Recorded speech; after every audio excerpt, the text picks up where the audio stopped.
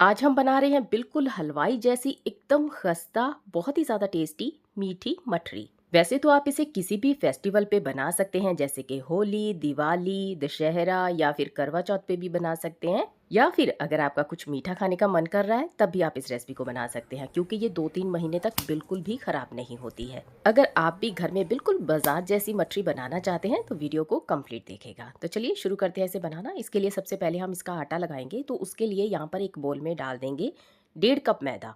आप मैदे की जगह पे गेहूं का आटा भी ले सकते हैं। अब इसमें डाल दीजिए 1 चम्मच सफ़ेद तिल, इससे अच्छा सा क्रंच आ जाएगा। अब इसमें डाल देंगे मोइन के लिए 1/4 कप जितना देसी घी। घी को मेल्ट करके आप यहाँ पर मैदे में डाल दीजिए और अच्छे से हाथों से मिक्स कर लीजिए।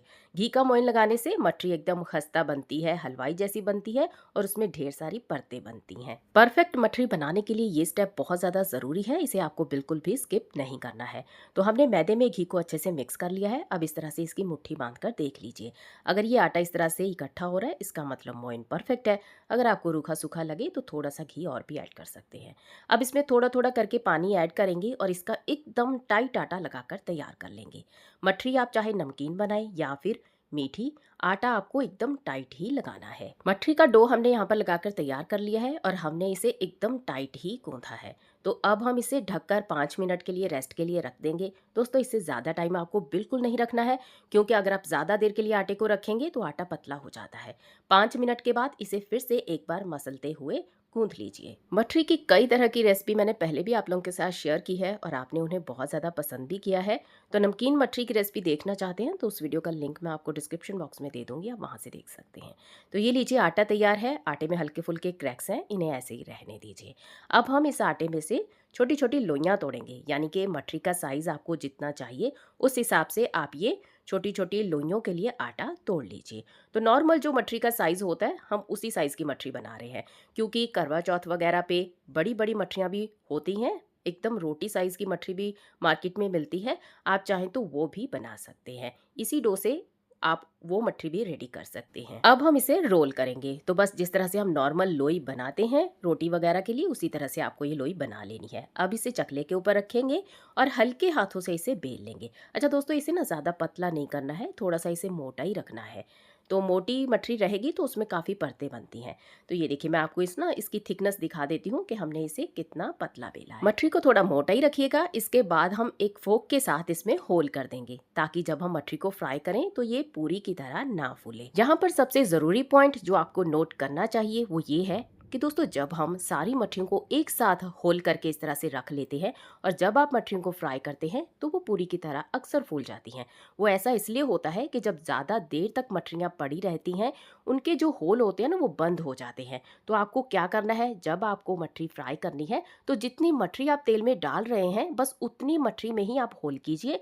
जब आप दूसरा बैच तलने के लिए डालेंगे उन मठरियों में आप तब होल कीजिएगा। आशा करती हूँ कि अब आपको मठरी बनाते वक्त कोई भी दिक्कत नहीं आएगी। तो चलिए अब हम इन्हें करेंगे फ्राई। फ्राई करने के लिए तेल को हमने गर्म होने के लिए रखा हुआ था। तेल को हमने हल्का गर्म किया है। तो थोड़ा सा आटा पहले डालकर तेल में चेक कर लीजिए, ताकि आपको पता लग सके कि तेल कितना गर्म है। अगर हल्के हल्के से बबल्स आ रहे हैं तो बस अब आप यहाँ पर मठरियाँ तलने के लिए डाल दीजिए। गैस का फ्लेम लो ही रखना है। लो फ्लेम पे ही हमें मठरी को फ्राई करना है। तो ये देखिए, थोड़ी देर बाद आप देखेंगे कि मठरियाँ अपने आप तेल में ऊपर तैरने लगी हैं। हमें इन्हें अच्छा क्रिस्पी होने तक फ्राई करना है। मठरी को मैं 2 बैचेस में फ्राई करूंगी, तो अभी मैंने एक बैच ही तलने के लिए डाल दिया है। बाकी की मठरियाँ मैंने बेल कर रख ली हैं, लेकिन अभी उनमें होल नहीं किए हैं। अच्छा दोस्तों, मठरी में होल करने से एक फ़ायदा ये भी होगा कि चाशनी ना इनके अंदर तक जाएगी और ये पूरी की तरह भी नहीं फूलेंगी। तो ये देखिए, हमारी मठरियाँ फ्राई हो गई हैं और मठरी के एक बैच को फ्राई करने के लिए लगभग लो फ्लेम पे 7 से 8 मिनट का समय लगता है। तो थोड़ा सा टाइम मठरी को फ्राई करने के लिए लगता है, क्योंकि हमें इसे लो फ्लेम पे ही फ्राई करना होता है। तो ये देखिए, अच्छा सा गोल्डन कलर आ गया है। इससे ज़्यादा हमें इन्हें फ्राई नहीं करना, क्योंकि कलर बहुत ज़्यादा डार्क हो जाएगा। तो बस अब हम इन्हें ऑयल में से निकाल लेंगे। बाकी की मठरी को भी इसी तरह से फ्राई कर लीजिए। सारी मठरियाँ हमने फ्राई कर ली हैं, एकदम खस्ता और क्रिस्पी बनी है। दोस्तों, ये फीकी मठरी तैयार हो गई है। अगर आप फीकी मठरी खाना चाहते हैं तो इस तरह से बना सकते हैं, लेकिन हम मीठी मठरी बना रहे हैं तो उसके लिए हम बनाएंगे यहाँ पर चाशनी। तो चाशनी बनाने के लिए एक पैन में डाल दीजिए 3/4 कप चीनी यानी कि 1 कप से थोड़ा सा कम चीनी यहाँ पर हमने ऐड की है। साथ ही आधा कप पानी डाल दीजिए। गैस के फ्लेम को ऑन करके चीनी को घुलने तक पका लेंगे। तो लो फ्लेम पे ही आपको चीनी को मेल्ट करना है, नहीं तो कई बार ऐसा होता है कि चीनी अच्छे से मेल्ट नहीं होती है और चाशनी बन जाती है। चीनी यहाँ पर अच्छे से घुल गई है, तो अब हम इसे 1-2 मिनट के लिए और पका लेंगे। दोस्तों, हमें यहाँ पर एक तार की चाशनी बनाकर तैयार करना है।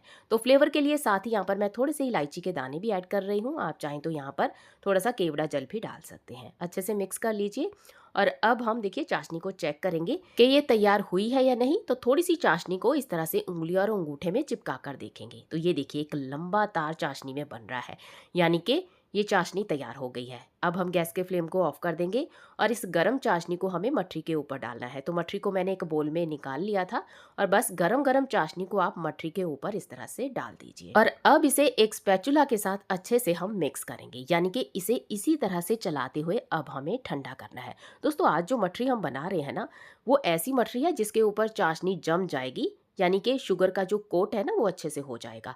एक मठरी ऐसी होती है जिसके ऊपर चाशनी जमती नहीं है, बस आपको उसे मीठा ही करना है। ऐसी मठरी भी होती है, तो आपको चाशनी को कम पकाना है, बस इतना ही फर्क होता है। लेकिन आज जो हम मीठी मठरी बना रहे हैं ना, इसे आप लंबे समय तक स्टोर करके रख सकते हैं। तो ये देखिए इसके ऊपर जो चाशनी है ना वो जमना स्टार्ट हो गई है। अगर आप थोड़ी देर पंखे के नीचे इसे छोड़ देंगे ना तो अपने आप ये जम जाएगी। लेकिन आप इसे ना दोस्तों चलाते हुए ही इसे इस तरह से ठंडा कीजिएगा, नहीं तो सारी मठरियाँ आपस में चिपक जाएंगी। तो इस बात का आपको खास ध्यान रखना है। तो शुगर का जो कोट है वो तो अच्छे से मठरी के ऊपर हो गया है, लेकिन अभी थोड़ा सा ये सूखी नहीं है। तो मैं क्या कर रही हूँ, इसे ना प्लेट में इस तरह से निकाल के रख दूंगी और पंखे के नीचे 5 मिनट के लिए छोड़ दूंगी ताकि अच्छे से ये सूख जाए। क्योंकि हम इस मठरी को लगभग 2-3 महीने के लिए स्टोर करने वाले हैं। वैसे ये इतना टाइम के लिए बचने वाली तो नहीं है दोस्तों। तो ये लीजिए हमारी मठरी तैयार हो गई है। 5 मिनट के लिए पंखे के नीचे रखा था, एकदम ड्राई हो गई है। तो मैं आपको तोड़कर भी दिखा देती हूँ कि हमारी जो मठरी है वो कितनी ज़्यादा क्रिस्पी बनी है। किसी भी फेस्टिवल पे आप इसे बना सकते हैं, वैसे शादियों में भी ये मठरी बनती है। तो रेसिपी कैसी लगी ज़रूर कमेंट करके बताइए। वीडियो अच्छा लगे तो लाइक शेयर करना बिल्कुल भी मत भूलिएगा।